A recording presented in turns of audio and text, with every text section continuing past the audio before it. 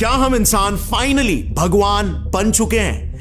जिस तरह भगवान ने अपने एक अंश से हम इंसानों को बनाया, रिसेंटली कोलंबिया यूनिवर्सिटी के साइंटिस्टों ने भी एक कैंसर पेशेंट की जान बचाने के लिए उसका एक मिनी क्लोन बनाया, यानी एक असली इंसान का हूबहू कॉपी, ताकि ओरिजिनल पेशेंट की बॉडी कीमोथेरेपी से कैसे रिएक्ट करेगी इसे वो टेस्ट कर सके। पर आखिर ये छुटकू सा ह्यूमन क्लोन यानी इंसानों का कार्बन कॉपी दिखता कैसे? क्या वो अब जिंदा भी है? और ह्यूमन क्लोनिंग तो मोस्ट ऑफ द कंट्रीज में तो बैंड है ना, इलीगल है। Known cloning techniques to actually create a human being is untested, unsafe, and morally unacceptable. So, ऐसा कौन सा लूप होल है जिसकी मदद से ये साइंटिस्ट और इवन अब तो कुछ कंपनीज तक सीक्रेटली ह्यूमन क्लोन्स बना रहे हैं? और अगर ऐसा है तो क्या ऐसा नहीं हो सकता इनमें से कितने ही क्लोन्स आज हमारे बीच में कहीं पर सीक्रेटली रह रहे हैं? मॉडर्न साइंस ना आज कितना एडवांस हो चुका है, हमें से कितने लोगों को तो इसकी जरा सी भी खबर नहीं है। और ये तो लेटेस्ट टेक्नोलॉजी की बस सिर्फ एक झलक थी। यूके की एक पीएचडी स्टूडेंट एलेक्सिया लोपेस ने तो रिसेंटली ब्रह्मांड का एक ऐसा विशाल मेगा स्ट्रक्चर ढूंढ निकाला है जिसे फिजिक्स के सिद्धांतों के हिसाब से एग्जिस्ट ही नहीं करना चाहिए था। इस विशाल स्ट्रक्चर का नाम है द बिग रिंग, और ये कैसे हमारी यूनिवर्स की समझ को एक कदम और आगे बढ़ाएगा, इसे हम आगे थोड़ा डिटेल में डिस्कस करेंगे। बट जितनी तरक्की आज विज्ञान बड़े स्केल पर कर रहा है ना, उससे कई ज्यादा इंटरेस्टिंग टेक्नोलॉजी तो माइक्रो स्केल पर डेवलप हो चुकी है।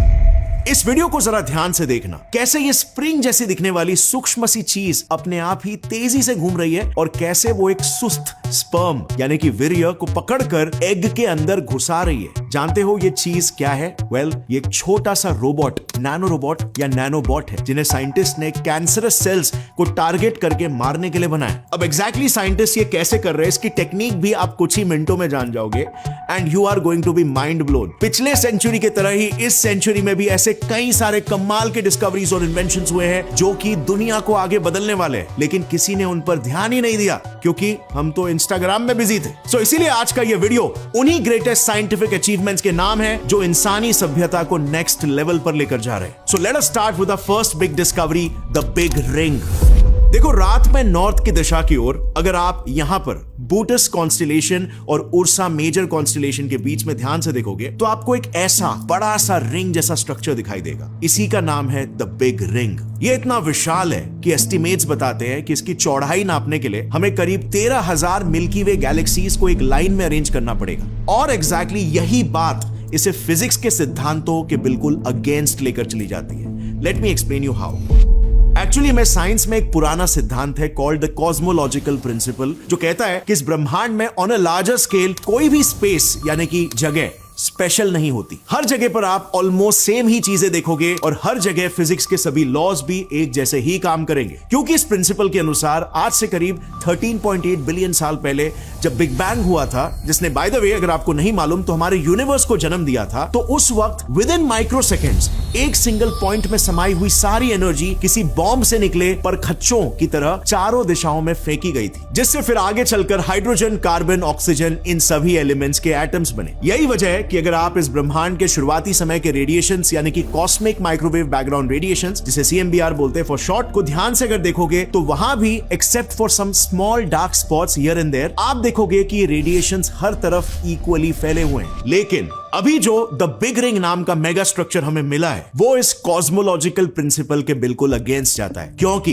It represents a special place in the universe जहां पर ब्रह्मांड का एक अच्छा खासा अमाउंट ऑफ मास कॉन्सेंट्रेटेड है। प्लस अगर सिर्फ एक ऐसा स्ट्रक्चर हमें मिलता तो भी ये ठीक था, एक एनोमली हो सकती है, या फिर हम बोल भी सकते थे कि शायद साइंटिस्टों को इससे मापने में कोई गलती हुई हो। लेकिन साइंटिस्ट को ऐसे और भी 3 स्ट्रक्चर्स मिले हैं, Clowes Campusano group, the great wall और द जायंट आर्क, जो लगभग इतने ही बड़े हैं। So what now, you may ask कि फर्क क्या पड़ता है कि कॉस्मोलॉजिकल प्रिंसिपल डिस्प्रूव हो जाए, इससे क्या हो जाएगा? ब्रह्मांड इक्वली डिस्ट्रीब्यूटेड है या नहीं है, इससे हमें क्यों फर्क पड़ना चाहिए? दैट्स बिकॉज़ बिना कॉस्मोलॉजिकल प्रिंसिपल के हमारे फिजिक्स के ऑलरेडी टफ कैलकुलेशंस और भी 10 गुना हार्ड हो जाएंगे, क्योंकि जब आप पृथ्वी पर आज कोई एक्सपेरिमेंट करते हो और फिर उसे लेट्स से 5 साल बाद फिर से रिपीट करते हो, तो भले ही आपने वो एक्सपेरिमेंट सेम लैब में भी क्यों ना किया हो, उन 5 सालों में हमारी पृथ्वी, वो जिसमें मौजूद है वो सोलर सिस्टम, हमारे मिल्की वे गैलेक्सी और ये गैलेक्सी जिसमें एम्बेडेड है वो लोकल ग्रुप, ये सबकी मूवमेंट मिलाकर हम at least millions and billions of kilometres move कर चुके होते हैं इन स्पेस। अब अगर कॉस्मोलॉजिकल प्रिंसिपल ना हो जो ये कहता है कि हर जगह फिजिक्स के लॉ सेम है, तो हमें पृथ्वी पर किए जाने वाले सभी एक्सपेरिमेंट्स में हमारी स्पेस में जो करंट पोजीशन है उसे भी हर बार कंसिडरेशन में लेना होगा for accurate calculations, which basically means इस एक अकेले डिस्कवरी ने हमारी फिजिक्स और यूनिवर्स की पूरी अंडरस्टैंडिंग को चैलेंज करके रख दिया। And now only time will tell कि साइंटिस्ट इस यूनिक पॉटहोल से हमें कैसे बाहर निकाल सकते हैं। अब बढ़ते हैं दूसरे बड़े साइंटिफिक अचीवमेंट की तरफ, जो है नैनोबॉट्स। एक इंसानी शरीर काफी कॉम्प्लेक्स होता है। डॉक्टर्स कितने भी एक्सपीरियंस क्यों ना हो, कई ऐसी सर्जरीज होती है जिसमें कॉम्प्लिकेशंस को अवॉइड करना एक्सट्रीमली मुश्किल होता है। जैसे फॉर एग्जांपल यहाँ पर हमारे कान के बिल्कुल बगल में ही एक पैरोटिड ग्लैंड होता है। ये ग्लैंड ना अगर ट्यूमरस हो जाए और उसे निकालने की नौबत आ जाए तो ऐसी सर्जरी परफॉर्म करना एक्सपीरियंस सर्जन्स के लिए भी एक्सट्रीमली ट्रिकी हो जाता है। अगर गलती से भी ट्यूमर कट करते वक्त ये फेशियल नर्व कट हो गई तो पेशेंट का आधा फेस ही पैरालाइज हो जाएगा। Then similar dangers thyroid operation के दौरान भी होते हैं। गलती से भी अगर रिकरेंट लैरिंजियल नर्व कट हो गई जो हमारे वोकल कॉर्ड्स को कंट्रोल करती है, तो पेशेंट हमेशा हमेशा के लिए गूंगा हो जाएगा। अब यार इंसान तो इंसान ही ठहरे, गलती किसी से भी हो सकती है, और इसीलिए पिछले कई सालों से हमारे मेडिकल प्रोफेशनल्स को डेस्परेटली ऐसी टेक्नोलॉजी की जरूरत थी जो कि लीस्ट इन्वेजिव हो, यानी कि कम से कम चीर फाड़ करने की जरूरत पड़े, जिससे पेशेंट्स बीमारी से ज्यादा ट्रीटमेंट से ही डरने या उसे रिग्रेट करने पर मजबूर ना हो। और इसीलिए रिसेंटली साइंटिस्टों ने ऐसे नैनोबॉट्स बनाए जिन्हें बस अगर किसी ड्रग की तरह आपके शरीर में इंजेक्ट कर दिया जाए तो वो बिल्कुल टारगेटेड तरीके से पैरोटिड, थायराइड या कहीं के भी ट्यूमर्स हो उन्हें बिना किसी कॉम्प्लेक्स सर्जरी के खत्म कर सकते हैं। जैसे फॉर एग्जांपल ये जो स्पर्म नैनोबॉट फ्यूजन हमने शुरू में देखा, इसको रिसेंटली साइंटिस्टों ने और अपग्रेड करके एक नया ट्रीटमेंट डेवलप किया है। उन्होंने स्पर्म सेल्स में डॉक्सोरूबिसिन हाइड्रोक्लोराइड नाम का एक toxic anti cancer drug load किया, फिर इन आयन ऑक्साइड से बने नैनोबॉट्स को मैग्नेटिकली कंट्रोल करके उनसे उन एंटी कैंसर स्पर्म्स को पिक किया और फिर उन घातक स्पर्म्स को किसी सुइसाइड मिशन की तरह कैंसर सेल्स में पेनिट्रेट करवाया उन्हें किल करने के लिए। इससे बेसिकली एंटी कैंसर ड्रग्स के 2 मेजर साइड इफेक्ट्स खत्म हो गए, क्योंकि पहले एंटी कैंसर ड्रग्स आसपास के हेल्दी टिश्यूज को भी डैमेज किया करते थे और यही ड्रग्स हमारे बॉडी फ्लूइड्स के साथ मिक्स होकर डाइल्यूट भी हो जाते थे, जिससे ट्रीटमेंट इनइफेक्टिव हो जाता था। बट इस न्यू टेक्नोलॉजी जिसमें हम हमारे ही स्पर्म्स को सुइसाइड मिशन पर भेज देते हैं, में ये दोनों भी प्रॉब्लम सॉल्व हो जाती है और इसीलिए ये एक highly effective drug delivery system बन गया है। So to all the cancer patients out there, मैं बस आपको इतना ही बोलूंगा, just hang in there। बहुत ही जल्द आपके कैंसर को ठीक करना एक पास के क्लिनिक में जाकर इंजेक्शन लगवाने जितना आसान होने वाला है। खैर, now let's move on to the next big achievement, जो है मिनिएचर न्यूक्लियर बैटरीज। इमेजिन करो एक फोन जिसे कभी भी चार्ज ही नहीं करना पड़े, एक रिमोट या घड़ी जिसका सेल कभी भी बदलने की जरूरत ही ना पड़े, और एक कैमरा जो आपके बेस्ट मोमेंट्स को कैप्चर करते वक्त बीच में ही अपना दम ना तोड़ दे। वेल, गेस व्हाट, अगले 4 से 5 सालों में ये एक्चुअली पॉसिबल हो सकता है। एक चाइनीज कंपनी है Beijing beta volt new energy technology limited करके, उन्होंने एक ऐसी न्यूक्लियर पावर्ड बैटरी बनाई है जो है तो किसी सिक्के जितनी छोटी, लेकिन वंस मैन्युफैक्चर्ड वो बिना किसी चार्जिंग या मेंटेनेंस के अगले 50 सालों तक आपके डिवाइसेस को चार्ज रख सकती है। बस हाल ही में ही वर्ल्ड न्यूक्लियर एसोसिएशन ने भी इसे अपने ऑफिशियल लिंक्डइन हैंडल पर प्रमोट किया था, looking at which Beijing Betavolt people are positive वो साल 2025 तक इन न्यूक्लियर पावर्ड बैटरीज को मार्केट में उतारना शुरू भी कर देंगे। अब ये काम कैसे करता है? वेल, इसमें निकल का एक रेडियो एक्टिव आइसोटोप निकल 63 होता है, जिसे 2 सिंथेटिकली मेड डायमंड लेयर्स के बीच में प्लेस किया जाता है। सो जब ये निकल 63 डीके होता है, रेडियो एक्टिव डीके, और हाई एनर्जी बीटा पार्टिकल्स या सिंपली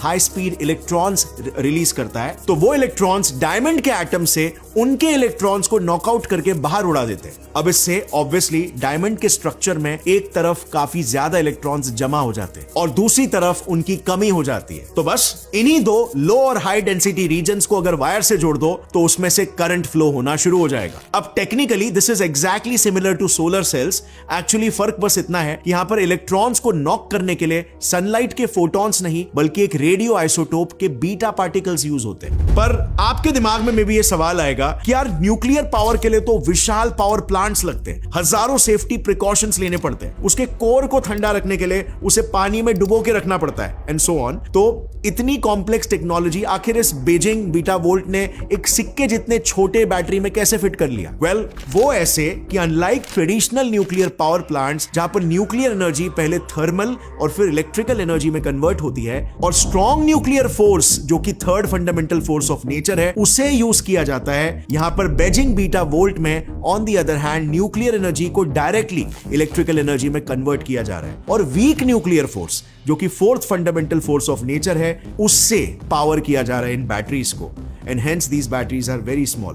पर एनीवे, रेडियो एक्टिविटी तो इन्वॉल्व है, तो सेफ्टी का क्या? रेडियो एक्टिव सुनते सबसे पहले आपके दिमाग में तो कैंसर ही आया होगा। सो वेल, इस बैटरी में क्योंकि निकल 63 का रेडियो एक्टिव कोर इस्तेमाल हुआ है, वो जैसे हमने जाना वीक न्यूक्लियर फोर्स से पावर्ड है, यानी कि लो पेनिट्रेटिंग पावर वाले बीटा पार्टिकल्स एमिट करते हैं। अब ये ट्रेडिशनल न्यूक्लियर प्लांट्स में इस्तेमाल होने वाले यूरेनियम 235 कोर जितना खतरनाक स्ट्रॉन्ग न्यूक्लियर फोर्स नहीं पैदा करते, यानी कि डायमंड जैसे दुनिया के one of the hardest substances को पेनिट्रेट करने के बाद देयर इज नो चांस कि ये beta particles beta volt battery की प्रोटेक्टिव केसिंग को भी भेद पाएंगे। सो ऑल इन ऑल ये नेक्स्ट जनरेशन बैटरीज काफी ज्यादा ही सेफ होंगे। बट फिर भी एक्स्ट्रा प्रिकॉशंस के तौर पे बीटा वोल्ट कंपनी अपने इन बैटरीज को पहले सिर्फ मेडिकल डिवाइसेस और स्पेस टेक के लिए सप्लाई करने वाली है और फिर थरली टेस्ट होने के बाद ही हम इन बैटरीज को कॉमन कंज्यूमर प्रोडक्ट्स में देख पाएंगे। Now let's move on to our fourth and the most important achievement, जो है एक क्लोनिंग ब्रेक थ्रू।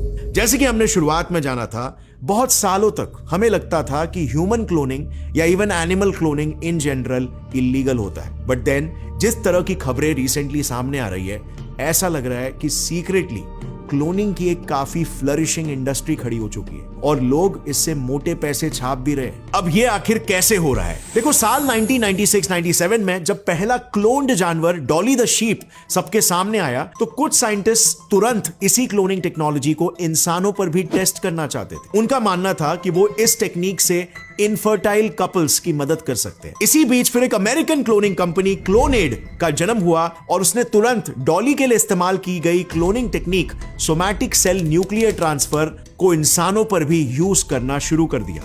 बेसिकली इस टेक्निक में वो लोग पेरेंट से उनके कुछ टिश्यू सैंपल्स ले लेते थे और फिर उसमें से एक टिश्यू के सेल्स में से न्यूक्लियस निकालकर उसकी जगह पर दूसरे टिश्यू के न्यूक्लियस को इंजेक्ट कर देते थे और उसके बाद उन सैकड़ों सैंपल्स में से जो भी सेल मल्टीप्लाई करने लग जाते उसे एक एम्ब्रियो के स्टेज तक ग्रो करने के बाद एक सरोगेट मदर के यूटेरस में इंप्लांट कर दिया जाता था। इस प्रोसीजर के अंत में फाइनली जो बच्चा पैदा होता था वो हूबहू अपने उस पेरेंट का क्लोन होता था, उसका कार्बन कॉपी जैसा दिखता था जिसका उसे न्यूक्लियस मिला था। सिंपली पुट, वो एक तरह से अपने पेरेंट का एक हूबहू जुड़वा होता, जस्ट एक अलग टाइमलाइन से। अब इसी टेक्नोलॉजी को यूज करके क्लोनेड की सीईओ ब्रिगेट बॉयसेलियर का यह दावा है कि उन्होंने एटलीस्ट 20 ह्यूमन क्लोन्स ऑलरेडी बना लिए और उनमें से पहली बेबी ईव दिसंबर 26, 2002 को पैदा भी हो चुकी है। विच मीन्स आज ईव एक 22 साल की आम कॉलेज गोइंग लड़की बनकर